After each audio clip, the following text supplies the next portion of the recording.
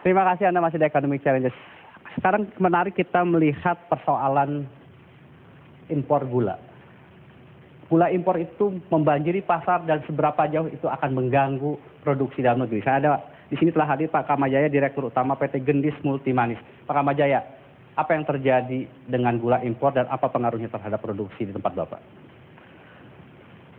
Saya kalau komentarin gula impor secara keseluruhan rasanya kurang pas, Pak ya. Karena faktanya memang kita masih punya kebutuhan akan gula konsumsi maupun yang untuk produksi rafinasi. Itu cukup besar gitu. Tapi kalau dalam kapasitas saya sebagai pengusaha yang bangun pabrik gula, ya simpel aja daripada kita tukaran ribut-ribut. Tugas saya bangun pabrik, gimana bisa giling tebu, kasih rendemen yang baik ke petani. Ya mau 8%, 9%, saya kira itu aja. Kalau di tempat Pak Kamajaya, apa sebetulnya yang ditakutkan dari gula impor itu? Saya nggak takut Pak sama gula impor.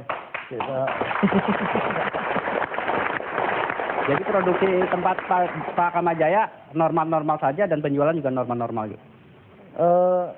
Kita refer ke fakta dulu ya. Belanda kan sudah ada data bahwa tebu paling baik di Jawa. Ya sudah saya fokus bangun pabrik baru, di mana kita sebagai pabrikan bisa bikin pabrik yang rendemennya bisa baik. Kemudian yang fakta lagi di Jawa bahwa tanah nggak ada yang besar, rata-rata yang milik penduduk petani, yaitu yang kita jaga. Investasinya kepada petani, soal mau ada impor apa yang nanti dengan sendirinya kalau kita bisa lebih efisien itu bisa berkurang dengan sendirinya. Baik. Di sini juga telah hadir Pak Suryo Alam, Ketua Asosiasi Gula Rafinasi Agri. Pak, kalau sekarang ada keputusan Menteri Perdagangan nomor 111 tentang gula rafinasi yang 25% boleh dijual ke pasar. Dan itu katanya berdampak kepada gula khususnya di pasar Indonesia bagian timur yang terpengaruh. Seberapa benar fakta itu sebetulnya terjadi? Baik Pak Tommy. Jadi gula rafinasi kami itu sebenarnya menggantikan yang dulunya diimpor langsung oleh industri yang membutuhkan sebagai bahan baku. Makanan, minuman, farmasi, dan lain-lain. Dengan keberadaan rafinasi ini sekarang gula diolah di sini. Jadi kita memberikan nilai tambah di sana. Itu satu. Yang kedua juga standar gula rafinasi itu standar food grade internasional, jadi dengan kualitas tinggi. Nah, tidak semua industri yang membutuhkan gula sebagai bahan baku itu adalah perusahaan-perusahaan besar. Di sana ada perusahaan UKM, perusahaan kecil, yang mana kebutuhannya itu sedikit demi sedikit, 1 karung, 2 karung, katakanlah seperti itu. Nah ini kalau langsung berhubungan dengan pabrik, itu akan ada kesulitan. Karena itu pemerintah melalui surat nomor 111 itu memberikan ruang untuk bisa dijual melalui distributor dan distributor. Ini demi kemudahan ya masuk pasar. Ya. Masuk pasar, tapi di sana sudah ada ketentuan-ketentuannya untuk UKM itu. Baik, Pak Faruk Bakri, Ketua Asosiasi Gula Indonesia. Pak Faruk, kalau kemudian kita lihat permasalahan dari sisi gula, bagaimana kemudian menjaga keseimbangan antara petaninya, produsennya, dan juga kemudian terhadap pemerintah sendiri supaya kemudian mendapat keuntungan yang sama, Pak? Boleh pakai mic, Pak? Begini Bapak, banyak orang yang tidak memahami urut-urutannya di dalam hal ini. Sebetulnya pabrik gula itu adalah di tanaman, bukan di pabrik. Pabrik itu hanya mengeluarkan menjadi kristal melalui satu proses. Tentunya di dalam hal ini, urutan ini harus diikuti.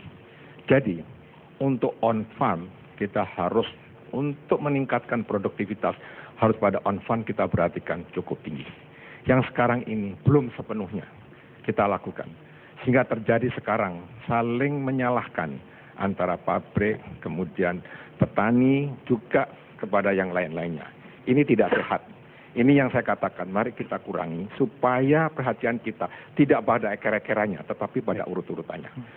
Semoga nanti, sekarang sudah banyak dipahami, jadi masalah mengenai on-farm, khususnya masalah mengenai varietas daripada tebu yang unggul, yang mana distatementkan oleh ISO, organisasi dunia ini, supaya tiap-tiap 3 tahun sudah ditampilkan bibit-bibit unggul.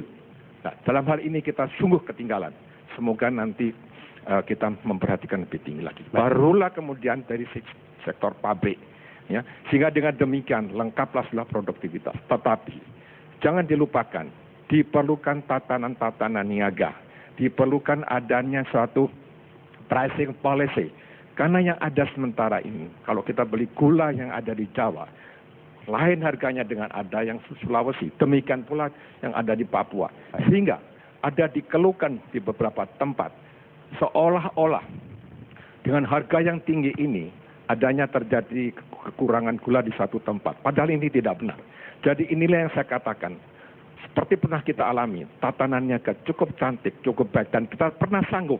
Baik. Dan saya ingatkan, kita pernah swasembada di luar tahun 1932, di tahun 1982, kita pernah swasembada meskipun itu hanya dalam 1 tahun. Baik. Tapi membuktikan bahwa kita sanggup. Jadi masalahnya tidak begitu kompleks. Baik. Ya. Nanti kita akan coba tanya kepada para petani yang kebetulan juga hadir di sini. Nah, jangan kemana-mana. Makasih. Ekonomi Challenge akan segera kembali saat lagi.